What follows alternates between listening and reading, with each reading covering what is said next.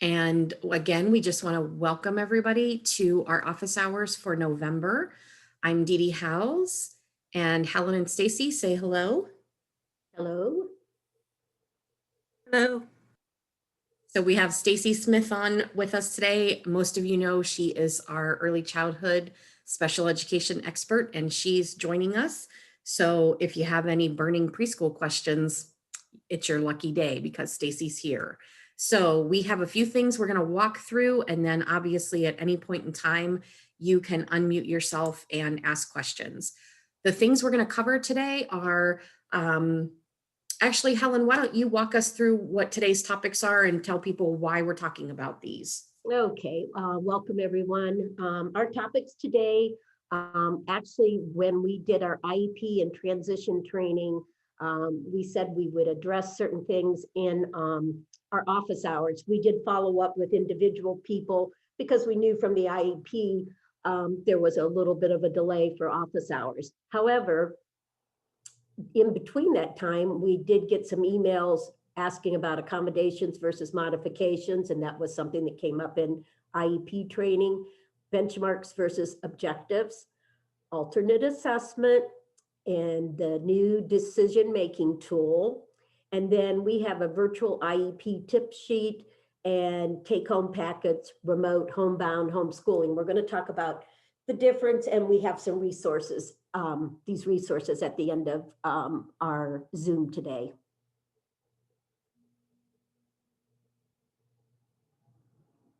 Okay, accommodations versus modifications.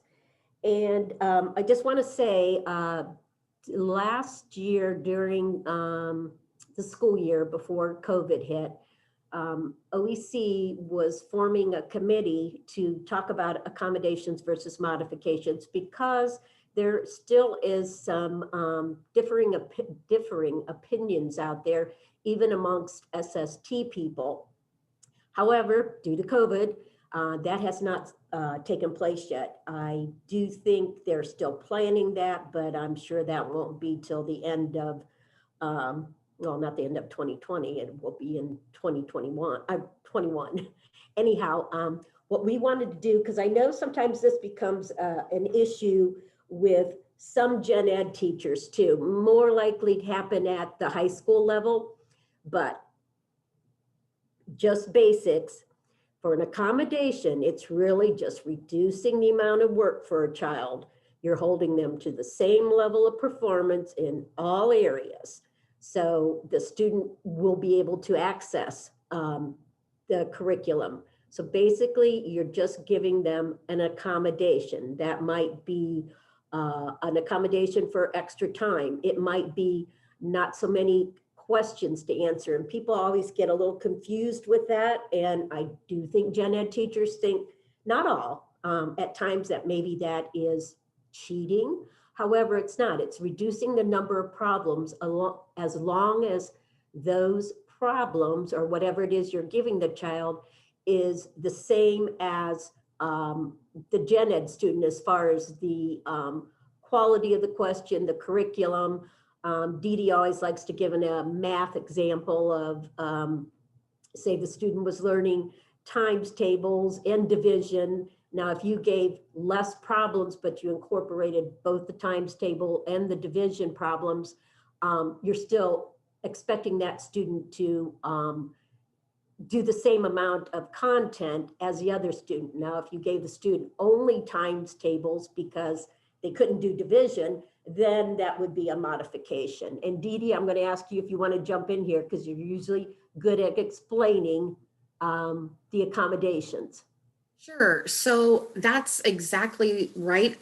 Helen gave a perfect example. And the only other thing I would say that we often are asked is, and again, usually by gen ed teachers, but even sometimes by our special educators, is, okay, well, what if I'm giving a quiz and it's multiple choice and there are 4 items for multiple choice?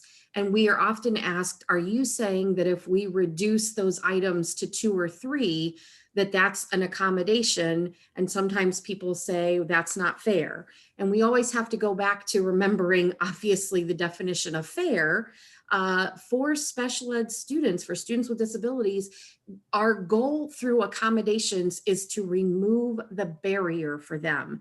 So here is an example of how you would distinguish between an accommodation and a modification.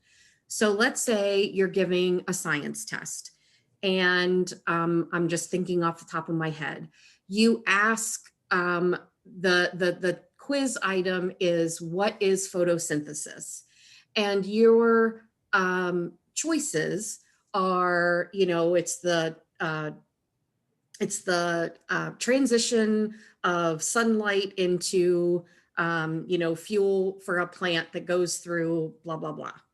And then you have another choice that is, it's the kinetic energy, and you have another choice that is, it is friction caused by movement. And then you have another one that is, it All of the is, above. yeah, all of the above. Thanks, Helen. So let's say those are your four choices. If you take away all of the above, and let's say you take away the friction by movement, and you leave the student with the correct answer and one that is around, I forget what I said, but it's something like kinetic energy. Those are both still age and grade appropriate content choices. So that is an accommodation. Although you have reduced the scope, that is, again, simply removing the barrier for the student by too much information. Those are both still age and content appropriate choices. So it doesn't make it so that, oh, well, it's an errorless choice. It makes it too easy. When it would be a modification, which we would never want to see anyone do, obviously the goal in reducing the number of items would be, we'd rather see you reduce the number of questions on the quiz.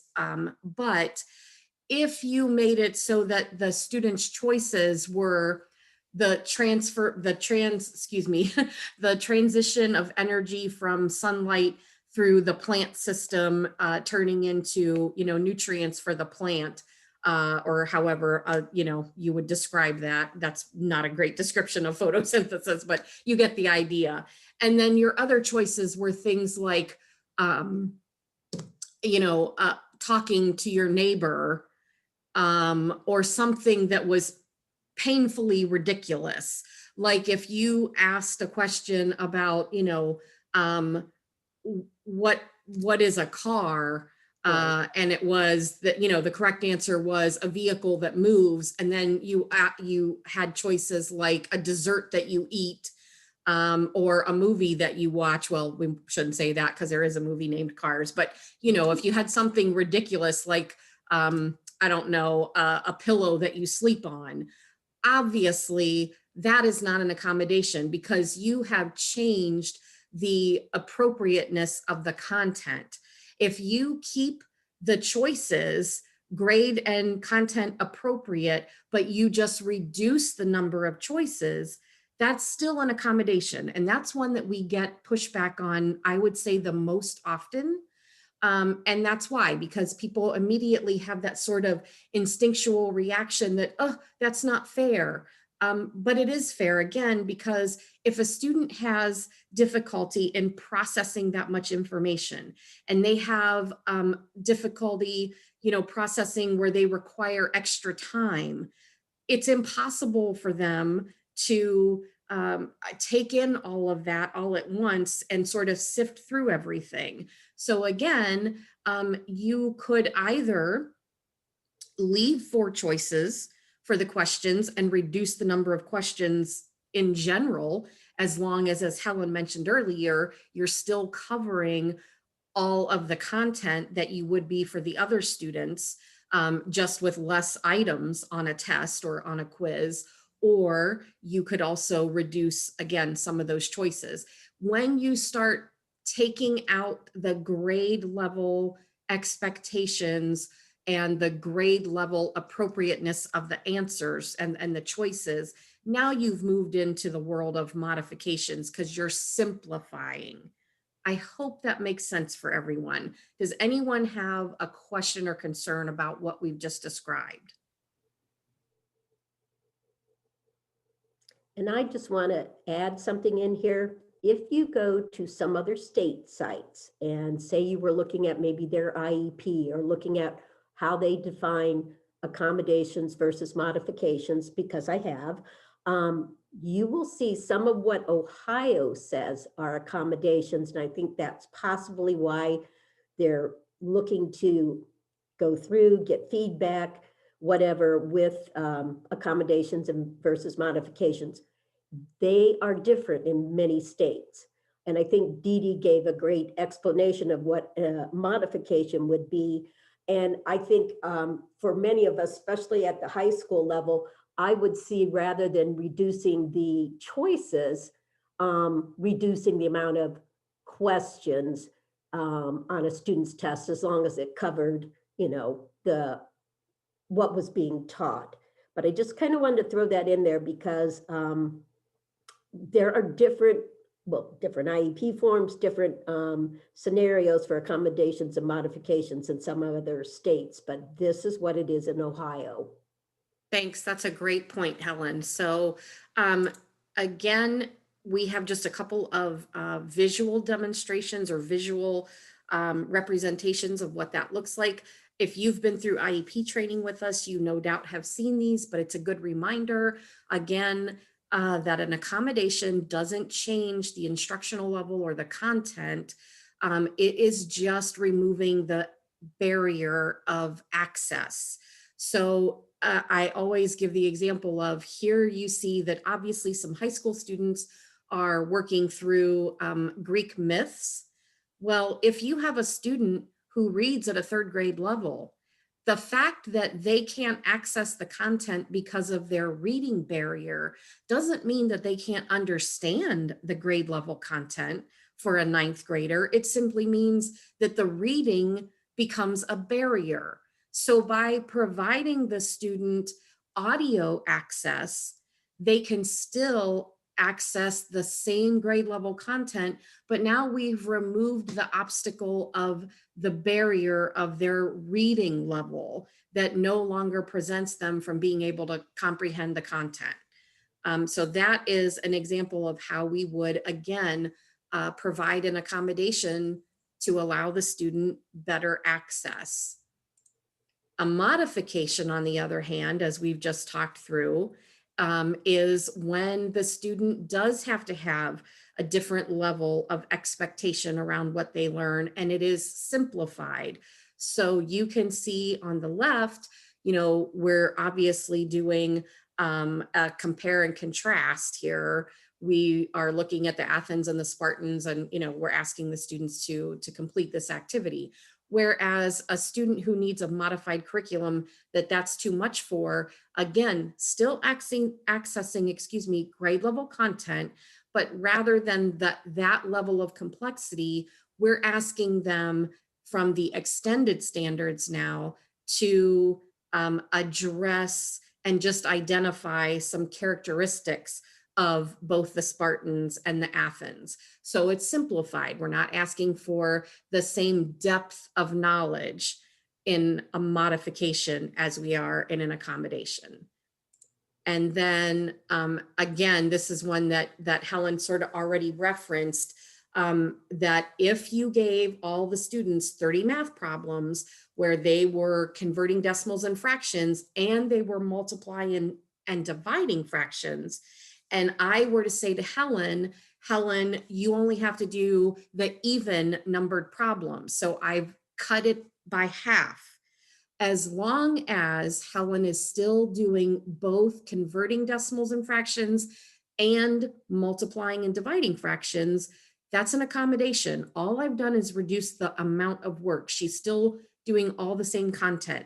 Now, if I said to Stacy, I'd like you to do the odd problems only, and those odd problems only consist of multiplying and dividing the fractions, but I'm no longer requiring her to convert the decimals and fractions, that's a modification because I've now reduced the complexity and taken out some of the critical content.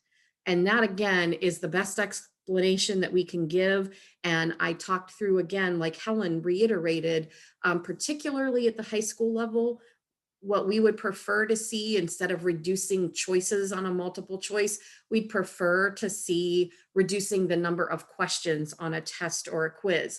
But if, again, there are students who may be overwhelmed by thinking through the question and having too many pieces of information to choose from, if you did reduce it from 4 down to 3, and you still made them age and content appropriate choices, that would still be an accommodation.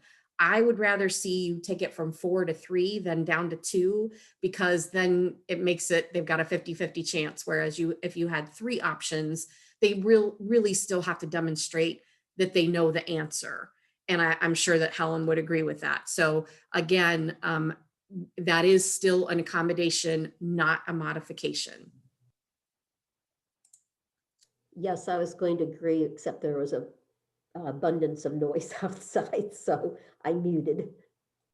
All right, so we're going to quickly talk through benchmarks versus objectives. And Helen, did you want to go ahead and start off with this? Yes, I'll go ahead and start with this. We've talked about this in IEP too, but like I said, we just got an email recently from a district wanting us to explain objectives and benchmarks again. And you can use either. We are not saying use benchmarks over objectives. We will say for some things, benchmarks are easier to use and easier to progress monitor. But then when you have objectives, many times you have to use an objectives because you're doing maybe a task analysis and you're breaking down a skill into different components. So you need that to be you need to have objectives to meet that goal. So basically, it's still who will do what, and then the target, like I said, would be sub-skills with objectives. With benchmarks, it's going to be the same skill over a period of time. And that's why it is much easier to progress monitor. To what level or degree, you can have different criteria for the sub-skills.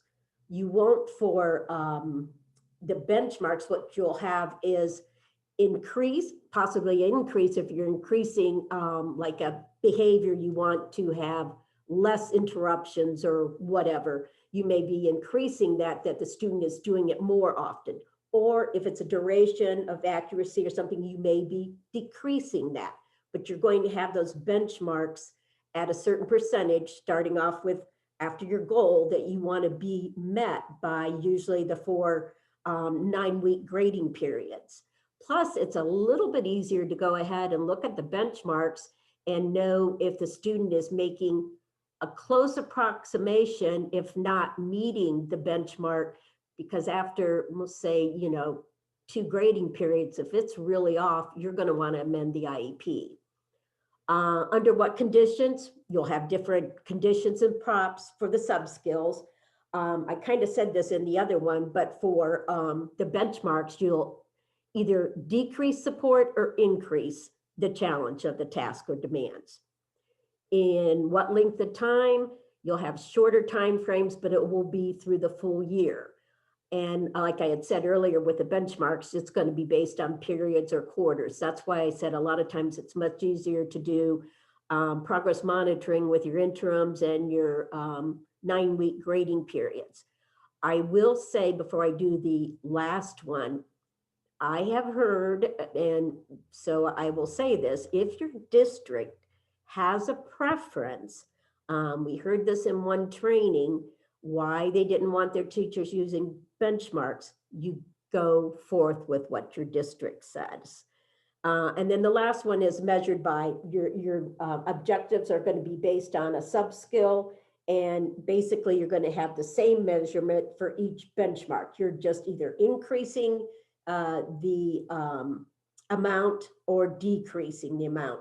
That's why it's so easy to progress monitor. And Dee Dee and I always tell the story, and I've been out of the classroom for many years now, but I never got into benchmarks. It was always objectives. I don't think anybody really even um, trained much on benchmarks, but I found when we started training on it more often, like, oh my gosh, it would have been so much easier to use benchmarks on many of my goals. Not all, because I taught students with low incidence or cross cat, and there were definitely many times I had sub skills, so I needed objectives.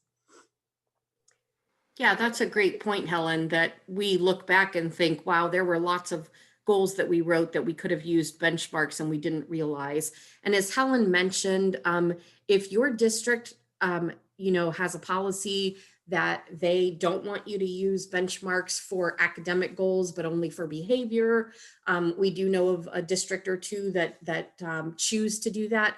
That's fine. Obviously, you follow your district's guidance.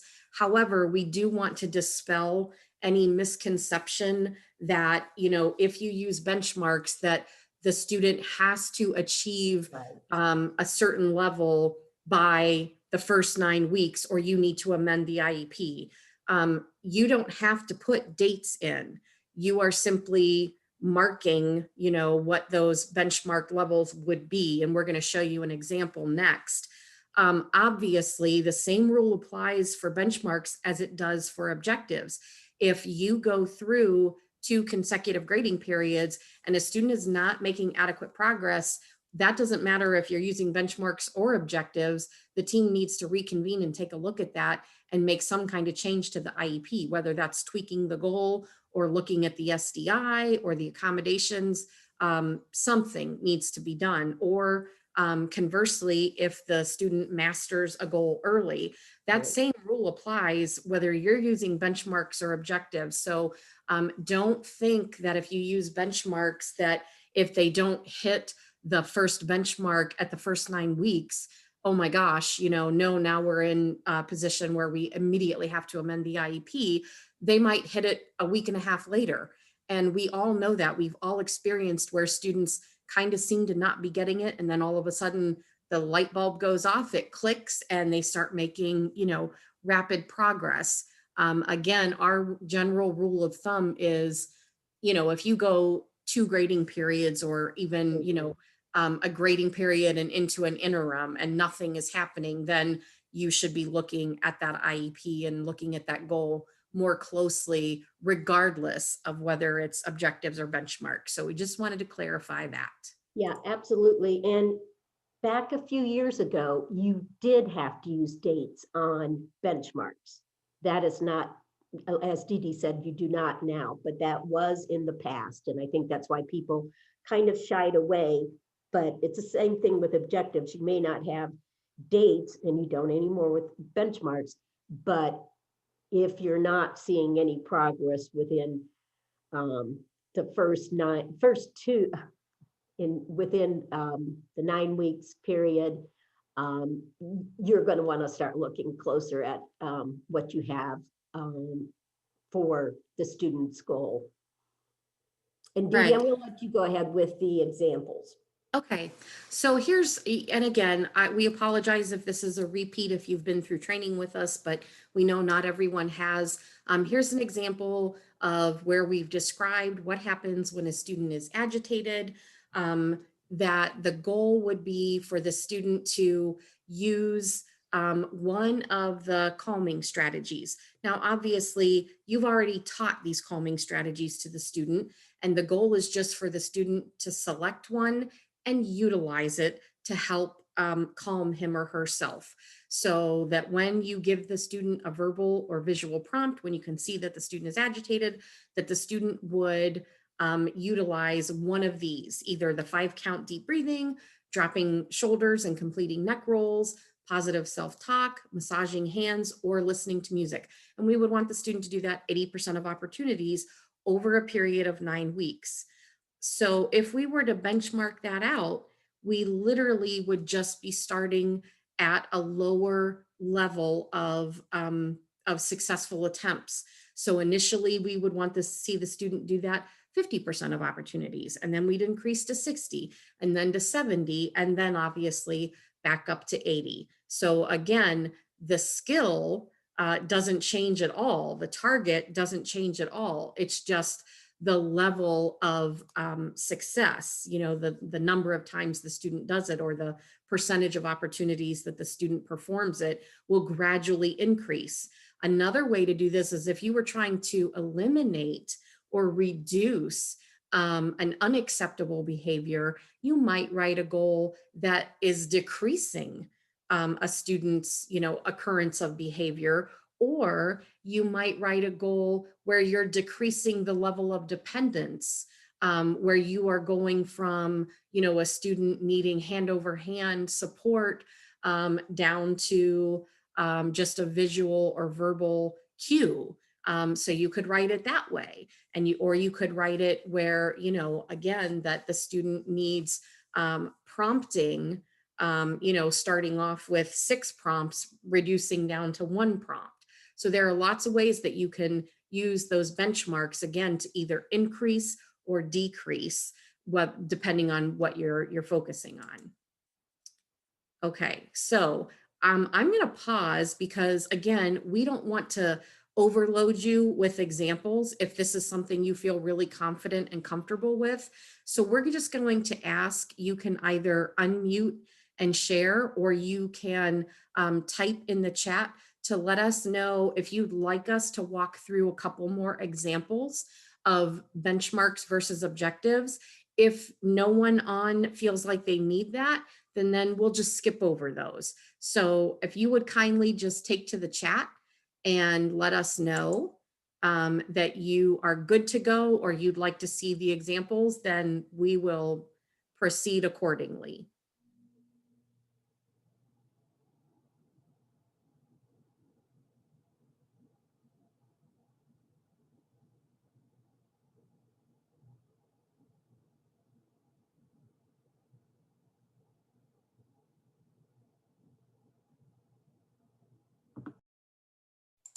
And I do see that we had someone say they have to leave early. And please remember, these are posted, the recordings are posted right on our website under the special education tab. You'll see along the right-hand side, all of our office hours are recorded and are there by month, and you can access them there.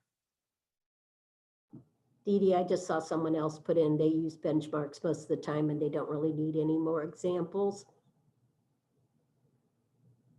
Okay, great. So we are going to go ahead and sort of skip over some of these slides then,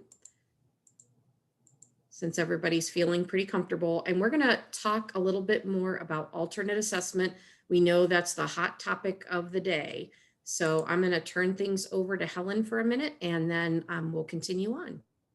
Okay, and Dee Dee took the words right out of my mouth. I think alternate assessment will be a hot topic for a little while. We were just on a meeting yesterday and learned a few things that we weren't expecting, but we won't go there yet. So what I want to go back and go over again is scores for the 2020 school year. This past spring, many people were able to get the testing window in, and all their students tested prior to the closure due to COVID.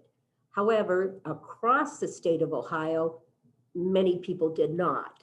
So they actually did not, because you remember, this was a field test. I mean, it counted, but this was what they were going to do to be able to set scores and set the scores, because this was a new form of a test. So they were not able to do that in the spring. So what is going to happen now is, given that we will be able to test again this spring, they will combine the scores, set scores, and what the different areas are for passing or being proficient, et cetera, et cetera. So what you could do for, as long as the students participated last year, and this is basically for high school, it really wouldn't be for anyone else what I'm going to talk about for end of course. I forgot to say, You will be, as long as they can set scores this spring after testing, you will receive in the fall of 2021 scores for spring of 2020 and spring of 2021. And when I say this, I did this at forum and it was like, I kept, I thought I was confusing people. And definitely ask if you have a question about that or put something in the chat. So as long as students participated, they completed the requirements for 2020 and do not have to retest. So that would even be, most of your kids are going to advance a grade, but I also know that there was I had an email from a director saying the student was going to be held back in third grade. Would they still take the alternate assessment? Yes, because even though they took it in third grade, if they're a student in third grade, they would take either the alternate assessment or the gen ed assessment. With high school students, because end of course exams were not given last year either. So they were able to, teachers, staff, principals were able to look at the students' content areas and what grade they received in that class. So if they received a grade that was passing, they were able to give the students that passing grade with a teacher and or principal sign off, and that was their end of course exam. Now, if they were failing, that's a different issue. But on alternate assessment, it's the same idea as far as end of course. If the student, since you can either wait for scores for 2021, you'll still get them.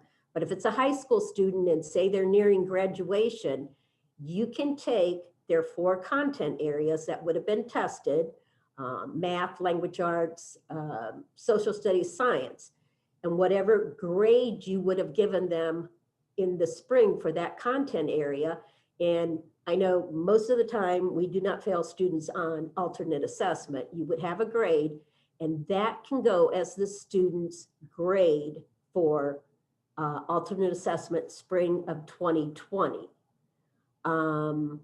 So it would be the same as the end of course exams. I'm going to stop and pause and see if we have some questions about that.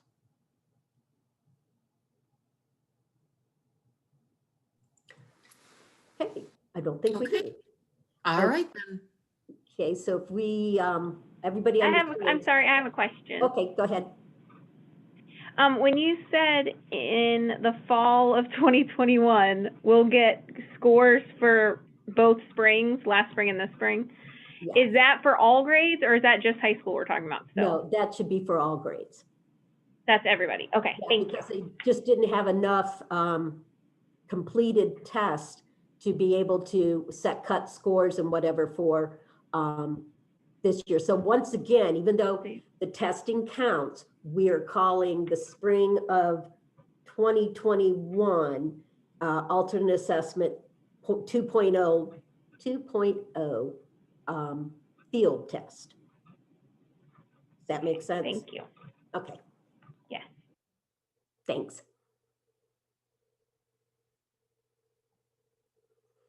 Okay, most of you by now have learned that there is a new decision-making tool.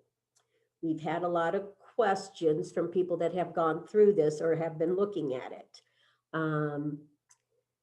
It is new, it is to be used this year. You still use and sign the participation criteria form. What had happened is ODE, in a sense, they didn't think this was going to roll out as quickly as it did. We kind of thought this wasn't going to happen until later in 2021, but it happened. So you don't have some, I think, software have some connections, have some like IEP Anywhere. They have this already as like an attachment. You don't have to have it as attachment, but you still have to use and sign the participation criteria form that you've done in the past. However, now you must use and sign the decision-making tool as well. So unfortunately, you have to sign twice. So we had a little more training on this, and I don't know, Dee Dee, if you want me to go into the training yet or not, as far as what's going to happen for people taking alternate assessment, because that hasn't even gone out to districts yet. Yeah, I mean, we could just share that we actually will be sending out an email blast probably tomorrow morning to let everyone know how alternate assessment training will happen this year, what we will be providing, and then also 2 training opportunities that we will be providing around the decision-making tool, and then sort of a deeper, more comprehensive training about how we make decisions and what kind of data we need to make decisions about students taking alternate assessment. Okay, and this came up as a discussion for a meeting we had with the state assessment people yesterday. For high schoolers that have already passed the alternate assessment, because until last year, high school students only took alternate assessment in the 10th grade. So many students probably had completed, participated, and passed, or sometimes excused, or maybe they were going to test again. But if they've met participation criteria, because that's really what they have to meet, is taking the test, it is not mandated that you re-qualify and move to end of course exams if they did not. What I'm going to say here is there was some controversy that if a student had already passed the alternate assessment, that the Department of Assessment was saying best practice was, if you use the decision-making tool, the new one, and that student no longer qualified for alternate assessment, they would have to take end of course exams. As a student, this doesn't apply to students that are, just coming to the high school. As a student, I gave the scenario of a student as a senior. You wouldn't go back and re-qualify them. I mean, I know every year you look at alternate assessment through the grades as far as whether the student needs to remain on alternate assessment or needs to come off of alternate assessment. And that's very important. It's very important to catch that in the early grades. However, what we were being told is best practice would be to look at that qualification again with the new decision-making tool for high school students. And we pushed back. Like I said, they will still say it's best practice, but if a student, and this is just my opinion, and Dee Dee, maybe I shouldn't say it. You tell me, because this is being recorded. Well, I think the point that Helen and I are both trying to make is it comes back to your district and your IEP team's decision that you want to move forward with. They are saying as a best practice that you would relook at the student's eligibility for alternate assessment, even if they were finished with their high school testing. Now, under the lens of the new decision-making tool, if that student would not have qualified, they are pushing and would suggest that you remove the student from alternate assessment and have them move forward with taking all 7 end of course exams in all content areas. Now, we obviously know, and as Helen said, there was some pushback because immediately there's a huge intake of breath and gasps all around the room, and district folks have a very strong reaction to that, and we understand why. So Helen's point is that is their suggestion and what we would consider best practice. It is not mandated. So if your district opts not to do that and to only look at those students who have not yet passed high school graduation requirements through alternate assessment, that is a local decision that you are allowed to make at this point. So we just wanted to make that clear. Now, obviously, as Helen said, for anyone, 10th grade and under, you must Yes. look using the new decision-making tool. And there are absolutely going to be students who are no longer going to qualify for alternate assessment now that you are taking a deeper look and really identifying some of the additional considerations that maybe were overlooked previously. It's not a new set of criteria. We want to make that clear. The criteria has not changed. However, in the past, perhaps some things weren't really delved into deeply enough that would identify that the student did not belong on alternate assessment. The purpose in this new decision-making tool is to dive a little bit deeper to make sure that those decisions are appropriate. So again, for anybody who has not yet passed, the high school requirement, it is mandated. But what we're telling you is if you've got a junior or senior sitting in your district who already met the participation criteria, they've already passed the high school alternate assessment or been excused, it is not mandated that you go back and now move them to the gen ed assessments. If your district opts to do that, by all means, go ahead, as it is best practice, but we are not telling you that you have to. Very well said, Dee Dee. And when we talked about some of the students that may come off, those are students that might just have been on the cusp. So this decision-making tool makes it a little clearer as far as what students, like Dee Dee said, it's not new, but what students really should be on alternate assessment. And a lot of that has come from in the past, we have seen students with specific learning disabilities, speech only. I'm not saying your district did that, but in the past, there were kids that should not have been on alternate assessment that were being assessed. So long story short, once again, Ohio is mandated by the feds for that 1%, and we have not met it in Ohio now for at least 3 years. And that will, for Ohio itself, not your district, that might end up meaning possibly some funding issues. And I did see that somebody put something in the chat, but I didn't see, or I didn't Yeah, read. so the question was, if the high school student has already taken alternate assessment and met the participation criteria or passed, but they would not be eligible under the new decision-making tool, how should they mark the IEP if they're going to just leave it?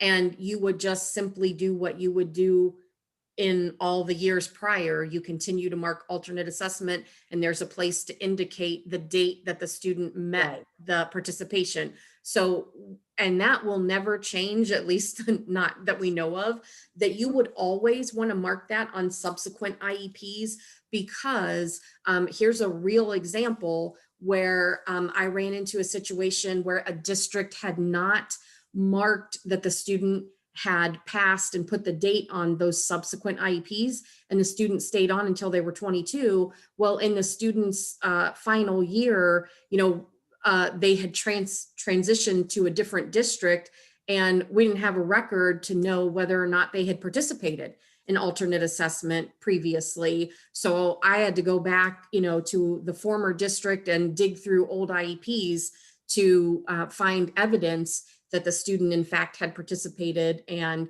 get that date so that we, could assure that the student had in fact already met that participation requirement. So you always want to mark it on subsequent IEPs. And so this would be no different. You would just mark it as you always would have, and just indicate that the student is done, has completed it, and you wouldn't address the new decision-making tool, obviously.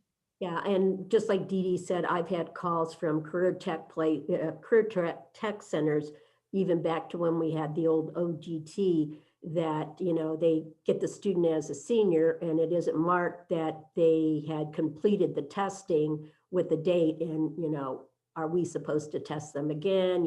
Well, find out from the district, whatever. So, and I know, Jen, I had talked to you earlier in the year about this. And when we had our meeting, I was like, oh my gosh, I'm going to have to go back and tell Jen I wasn't correct. But like Dee Dee said, best practice would be to open the the decision-making tool, but it is not mandated for students that have participated already in alternate assessment at the high school level. And that could be a number of students because, like I said, until last year, we tested in 10th grade. And then I know last year, some people were going to go ahead and test certain subjects in the 9th grade, certain subjects in the 10th grade. So, not all students have completed. So you would definitely be using the decision-making tool. But just like Dee Dee said, mark on the IEP that they have completed with the date. Any more questions there? And you can certainly unmute yourself too.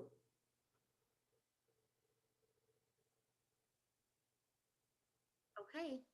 And again, you can unmute or use chat if there's anything else, but we also did want to share with you a couple of resources that Helen and I thought were really helpful. There's a nice one about creating take-home packets to support distance learning. And we know that many districts struggled with that back in the spring as things were sort of thrust upon us. Now we've had a little more time to prepare for possible movement to virtual learning. And obviously, as COVID seems to ramp up here in the colder months, I think many of us anticipate that to happen again. We already know of some districts who've been forced to go remote already. So we thought that was a helpful tool. And as that happens, or as parents have made the choice to opt for virtual instruction, there's been some confusion between the difference and distinguishing between remote instruction versus those who are homebound versus homeschooling. We've had questions arise about homeschooling where we're really not talking about homeschooling. We're talking about remote instruction that's still provided by the school. So there's a nice little infographic that just distinguishes the characteristics of those three. And then we also have something that's just a tip sheet for some things to consider when you are conducting those virtual IEP meetings. So we have those, and what we're going to do is if there are no other questions, then I am going to stop the recording and go out of full screen so that I can actually put the links right into the chat, and you'll have access to those immediately. And then of course we will also share this recording on our website. So before we do that, we're just going to open it up to any other questions that you may have, whether related to the topics that we've covered or anything else. You are welcome to post in the chat or unmute yourself.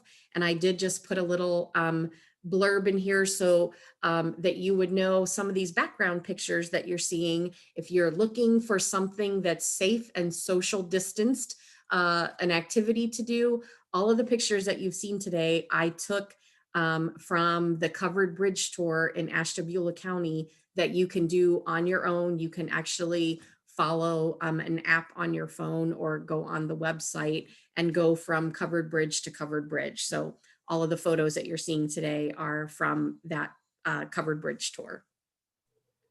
Okay, and do you want to stop the recording so if people want to ask some questions that they might not want recorded? Yep, that's exactly what I'm going to do. So we are going to stop recording now.